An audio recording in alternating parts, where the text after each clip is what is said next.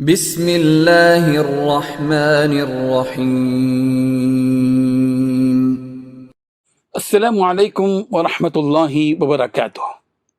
الحمد للہ حمدا کثیرا طیبا مبارکا فیہ، والصلاة والسلام علی سید المرسلین محمد وآلہ وصحبہ اجمعین، اما بعد۔ حاضرین و ناظرین، یہ درس قرآن نمبر 552 ہے، اور آج سورۃ الانعام کی 4 آیتوں کی تلاوت اور تشریح کی جائے گی۔ آیت نمبر 21 تا 24۔ اعوذ باللہ من الشیطان الرجیم، بسم اللہ الرحمن الرحیم۔ ومن اظلم ممن افترى على اللہ كذبا او كذب بآیاته إنه لا يفلح الظالمون۔ ويوم نحشرهم جميعا ثم نقول للذين أشركوا أين شركاؤكم الذين كنتم تزعمون ثم لم تكن فتنتهم إلا أن قالوا والله ربنا ما كنا مشركين انظر كيف كذبوا على أنفسهم وضل عنهم ما كانوا يفترون۔ صدق اللہ العظیم۔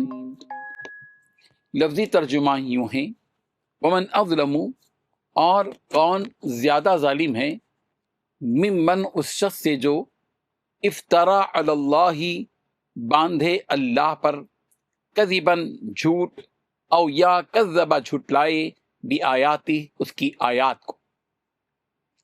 انہ لا یفلح الظالمون، یقیناً فلاح نہیں پائیں گے ظالم۔ وَيَوْمَ نَحْشُرُهُمْ جَمِيعًا، اور جس دن ہم ان سب کو اکٹھا کریں گے، ثم پھر نقول، ہم کہیں گے، للذین، ان لوگوں کو جنہوں نے اشرکو، شریک ٹھہرایا، این شرکاؤکم، کہاں ہیں تمہارے شریک، الذین کنتم تزعمون، جنہیں تھے تم اللہ کے شریک سمجھتے۔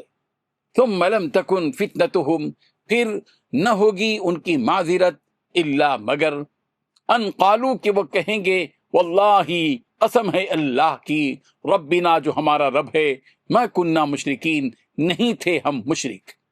انظر، دیکھیں، کیف، کیسا، کذبوا، وہ جھوٹ بولیں گے، علی انفسہم، اپنے آپ پر، وضل عنہم، اور گم ہو جائے گا ان سے، ما کانوا یفترون، جو وہ افطرا باندھتے تھے۔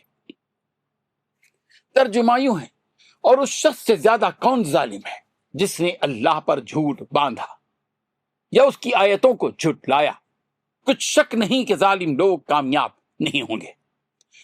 اور جس دن ہم سب لوگوں کو جمع کریں گے، پھر مشرکوں سے پوچھیں گے کہ آج وہ تمہارے شریک کہاں ہیں جن کا تمہیں دعویٰ تھا، تو ان سے کچھ عذر نہ بن پڑے گا، اور بجز اس کے کچھ چارہ نہ ہوگا کہ کہیں گے، اللہ کی قسم، جو ہمارا پروردگار ہے، ہم شریک نہیں بناتے تھے۔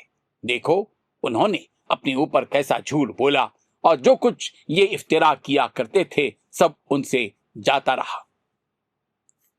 ان 4 آیتوں میں 5 باتیں بتلائی گئی ہیں۔ پہلی بات، اس سے زیادہ ظالم کون ہوگا جو اللہ پر بہتان باندھے یا اس کی آیتوں کو جھٹلائے۔ دوسری بات، بے شک بات یہ ہے کہ ظلم کرنے والے کامیاب نہیں ہوتے۔ تیسری بات، جس دن ہم ان سب کو جمع کریں گے، پھر ان لوگوں سے کہیں گے جنہوں نے شرک کیا، کہاں ہیں تمہارے وہ شریک جن کے بارے میں تم دعویٰ کیا کرتے تھے۔ چوتھی بات، پھر نہ ہوگا ان کا فریب اس کے سوا کہ وہ کہیں گے، قسم ہے اللہ کی، جو ہمارا رب ہے، ہم شرک کرنے والے نہ تھے۔ پانچویں بات، دیکھیے کیسے جھوٹ بولا اپنی جانوں پر، اور وہ سب کچھ غائب ہوا جو وہ جھوٹ بنایا کرتے تھے۔ حاضرین و ناظرین، یہ ایک حقیقت ہے کہ اس شخص سے بڑا کوئی ظالم نہیں جو اللہ پر بہتان باندھے اور اس کی آیتوں کو جھٹلائے۔ آدمی کسی دوسرے آدمی پر بہتان باندھتا ہے تو یہ بھی ایک ظلم ہے، لیکن زمین و آسمان کے خالق و مالک اور رب العالمین جس کے ٹکڑوں پر ہم پل رہے ہیں، جس کی نعمتوں سے ہم زندہ ہیں، اس پر کوئی بہتان باندھتا ہے تو اس سے بڑا ظالم کوئی نہیں ہو سکتا۔ مکے کے مشرکین کی حالت یہ تھی کہ وہ اللہ تعالیٰ کے ساتھ شرک کرتے تھے، اور جب ان مشرکین کو اس شرک سے روکا جاتا اور یہ کہا جاتا کہ اللہ کی زمین پر اللہ ہی کے باغی مت بنو اور شرک مت اختیار کرو، تو یہ ظالم مشرکین یہ کہتے تھے کہ اللہ تعالیٰ نے خود ہمیں اس کا حکم دیا ہے، اور جو واضح آیتیں نبیوں کے ذریعے انہیں دی گئیں انہیں صاف طور پر جھٹلاتے تھے۔ ظاہر ہے کہ یہ جرم بالائے جرم تھا کہ ایک تو اللہ تعالیٰ کے ساتھ شرک کیا، دوسرے اللہ ہی کی طرف جھوٹا الزام لگایا کہ اللہ تعالیٰ نے انہیں اس شرک کا حکم دیا ہے۔ نعوذ باللہ من ذالک۔ اللہ پر جھوٹ باندھنے والوں کو قرآن مجید میں کئی مرتبہ ظالم قرار دیا گیا ہے۔ سورہ آل عمران کی آیت نمبر 94 میں فرمایا گیا فَمَنِ افْتَرَى عَلَى اللَّهِ الْكَذِبَ مِن بَعْدِ ذَلِكَ فَأُولَٰئِكَ هُمُ الظَّالِمُونَ۔ اس کے بعد بھی جو لوگ اللہ تعالیٰ پر جھوٹا بہتان باندھتے ہیں وہی ظالم ہے۔ سورہ نساء کی آیت نمبر 50 میں یوں فرمایا گیا انظر کیف یفترون علی اللہ الکذب وکفی بہ اثما مبینا۔ دیکھیے یہ لوگ اللہ تعالیٰ پر کس طرح جھوٹ باندھتے ہیں، یہ حرکت سری گناہ ہونے کے لیے کافی ہے۔ سورہ انعام کی آیت نمبر 93 میں یہی بات کہی گئی ومن اظلم ممن افترى علی اللہ کذبا، اور اس سے بڑھ کر کون ظالم ہے جو اللہ پر جھوٹ باندھے۔ اس کے بعد ایسے لوگوں کا انجام بتلایا گیا کہ انہ لا یفلح الظالمون، کہ ایسے ظالم لوگ کامیاب نہیں ہو سکتے۔ انسان کی زندگی کی سب سے بڑی ناکامی یہ ہے کہ وہ اللہ تعالیٰ ہی پر جھوٹا بہتان باندھے اور ایسی بات اس کی طرف منسوب کرے جو اس کی شان کے خلاف۔ قیامت کے دن اللہ تعالیٰ سارے لوگوں کو جمع کریں گے، پھر ساری انسانیت کے سامنے ایک سوال مشرکین کے سامنے کیا جائے گا کہ یہ تو بتاؤ کہ این شرکاؤکم الذین کنتم تزعمون، کہاں ہیں وہ تمہارے شرکا، شریک جن کے بارے میں تم دعویٰ کرتے تھے کہ وہ بھی معبود ہیں۔ جب مشرکین یہ بات سنیں گے تو سرے سے اس بات کا انکار ہی کر دیں گے کہ انہوں نے شرک کیا تھا۔ گویا میدان محشر میں بھی فریب و دھوکہ دہی کی کوشش کریں گے۔ ان کا دھوکہ اور فریب یہ ہوگا کہ وہ کہیں گے کہ واللہ ربنا ما کنا مشرکین، اللہ کی قسم ہم تو مشرک تھے ہی نہیں۔